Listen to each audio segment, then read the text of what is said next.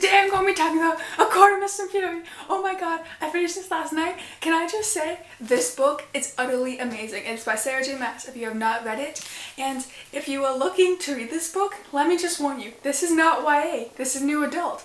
There is a lot of sex scenes in this book, not like A Court of Thorns and Roses. Just be warned before I continue with this. Before I start with anything, this book is getting a 5 out of 5, guys. This is a huge book. This is like 2 times bigger than the first book. But, oh my god, guys, I'm not even joking. This is such a good book.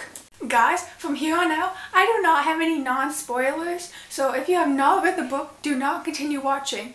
Just so you know. And also, if you're going to continue watching this, because again, it's Court of Thorns and Roses. Oh my god, A Court of Mist and Fury. I keep messing that up. Oh, I'm not saying my review in any specific order. I might start with the end and then go like to the middle and stuff, but you know, just so you're warned. Just take a second to understand the little messages going on between Rhysand and Feyre. Like the little note things with the licking. Yeah, like what? It was so funny and it was so cute to read, and I was like thinking, oh my god. And Feyre at the same time was thinking, oh my god, why am I doing this? I can't stop myself. I'm like, ah! Like I like them together, but also as soon as I read this, I don't even know why I was just like, this is going to be, wait, first, spoiler. If my hand is up and you have not read the Shadow Me series, mute it. Spoiler, this was going to be a huge Adam Warner Juliet thing. I could just feel it. And yeah, you guys can unmute it now. I could just feel it in my bones. This is going to be like the Shadow Me series. And it happens. Laugh so hard at page 229 when Rhysand and Feyre like doing the fight scene thing. And then he's like, oh, where is it? Oh my gosh, I just had it. And he's like, think of me, how good looking I am, how talented. And then Feyre's like, how arrogant. And let me continue. That too, he crossed his arms over his bare chest, the movement making his muscles on his stomach flicker. Put the shirt on while you're at it. I quit. A feline smile. Does it make you uncomfortable? I'm surprised there aren't more mirrors in this house since you seem to love yourself, love looking at yourself so much. And then in the background, I don't know how to say his name properly, lost into a coughing fit and Gaston just turned away, hand cupping his mouth. I was like at 12 o'clock at night reading this, just laughing so hard. This is kind of part of the end of the book, but if you read it, you...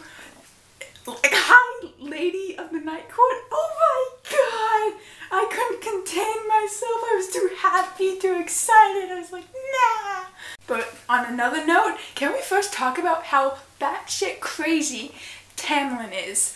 He locked Feyre in a room. As I was reading this, I'm like, oh my god, because we're seeing it from Feyre's perspective, and she's trapped. She's trapped. She can't get out. And worst of all, it's the person she thinks she's in love with that's trapping her in his house.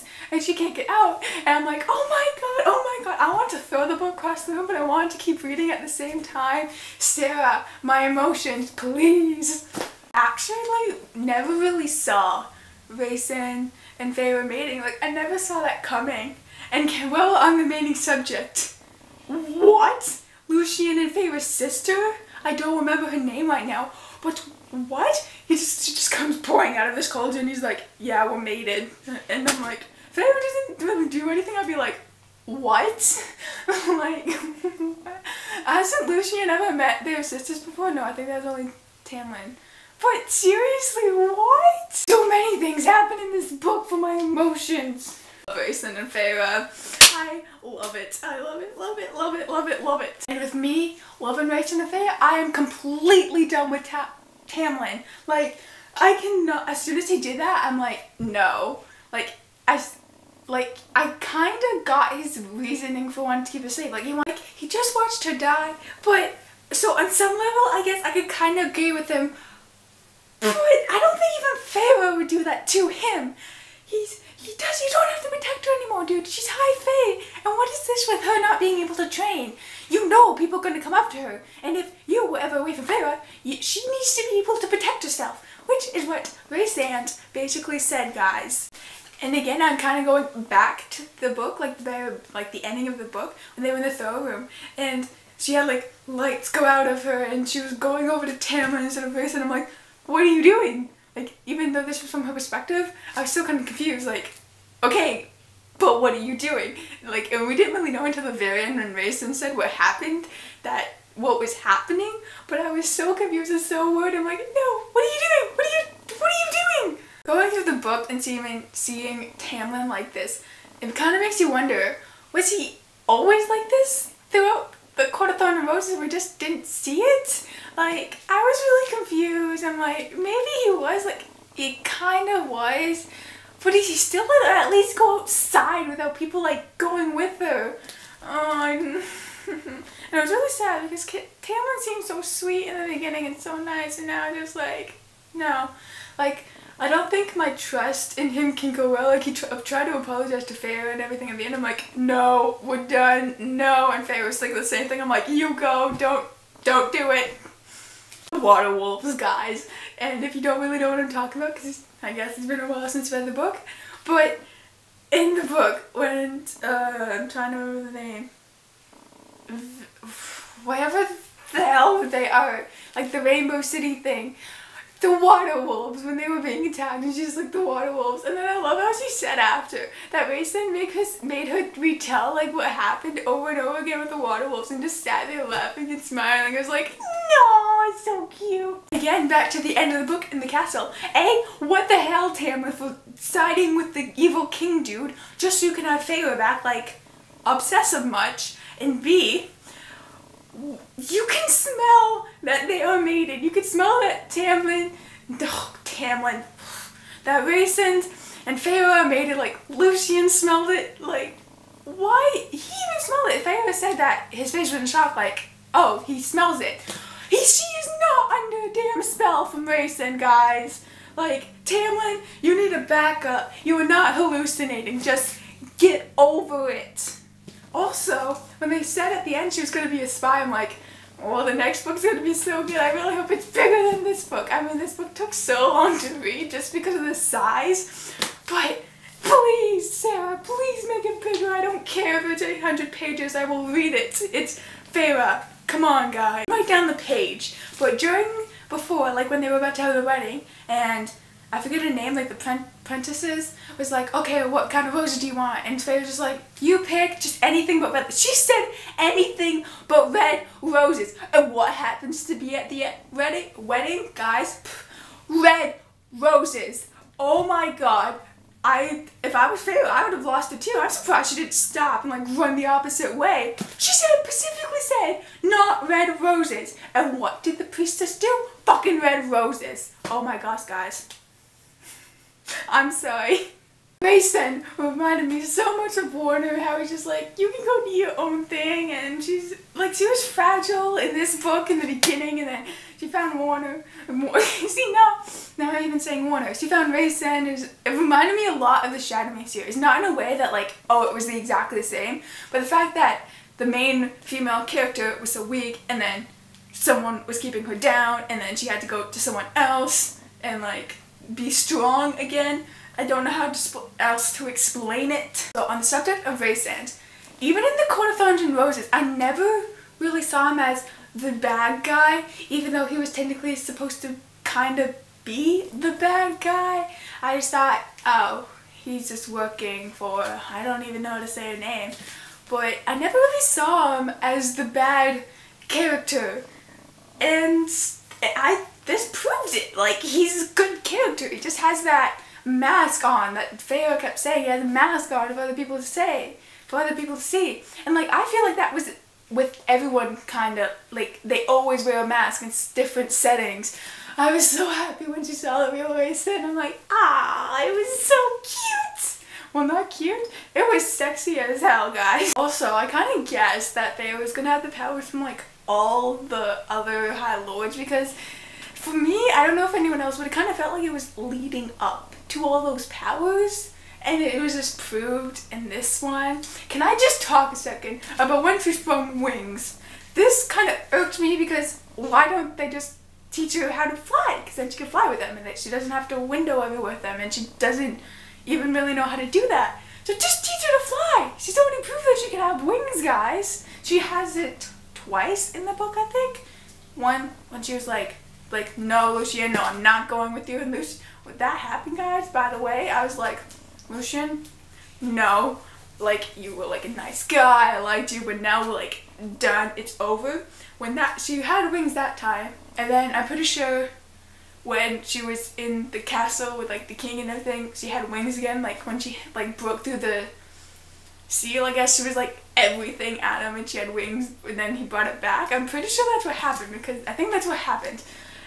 But it was like a really quick second, so I don't know. Guys, on page 149, when like Feyre is like, oh, maybe I could like end this, maybe it's good to be ended. And then Raisin's like, don't you ever think that not even for one damn moment. I'm like, oh my god.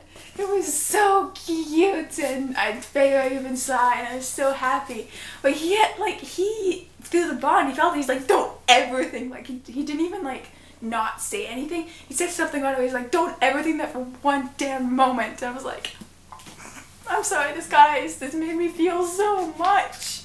It's like the last thing having to do with the court of Mr. Fury. But when he was like, they were like getting made up like before the castle, he's like, oh, if a female offers the male food, it means she accepts bonds. And I was like laughing so hard. And when he went into the story about like how he knew because he had like these dreams and how she painted it on a dress, I'm like, oh my gosh, how did Sarah even come up with this? It was so good. I was like happy the whole time. This book is so good.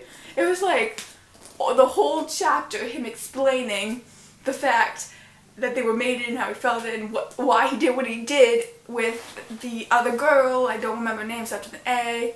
Yeah, you guys know what I'm talking about.